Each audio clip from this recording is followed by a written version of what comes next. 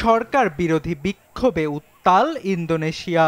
গেল সপ্তাহে পুলিশের গাড়ি চাপায় এক রাইড শেয়ার চালকের মৃত্যুর জেরে সহিংসতায় রূপ নিয়েছে আন্দোলনটি।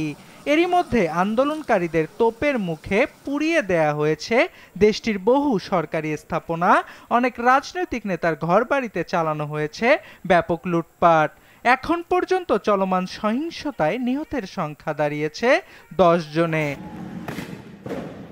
বুধবারও দেশটির রাজধানী জাকার্তায় ইন্দোনেশিয়ান ওমেন্স অ্যালায়েন্স নামে নারীদের একটি সংগঠন ঝাড়ু হাতে পার্লামেন্টের সামনে বিক্ষোভ করে।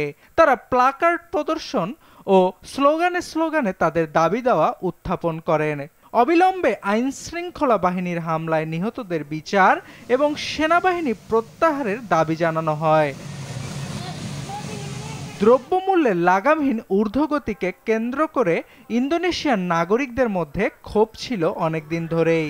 তবে চলমান আন্দোলনের নেপথ্যের কারণ সংসদ সদস্যদের মাসিক ভাতা বাড়ানোর একটি সিদ্ধান্তকে কেন্দ্র করে।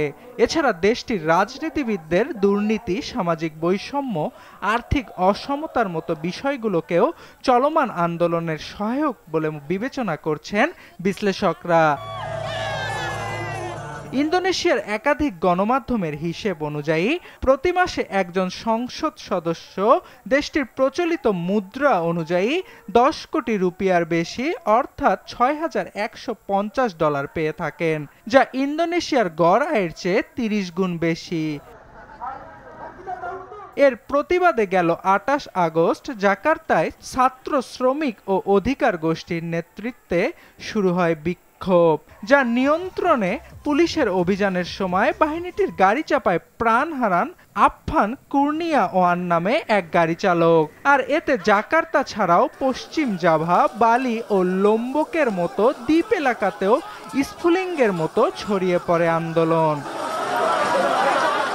শুধু তাই নয়, বিক্ষোভ দমাতে দেশটির আইন শৃঙ্খলা বাহিনী 3000-এরও বেশি মানুষকে গ্রেপ্তার করেছে বলে জানিয়েছে নিউ ইয়র্ক ভিত্তিক অধিকার গোষ্ঠী হিউম্যান রাইটস ওয়াচ।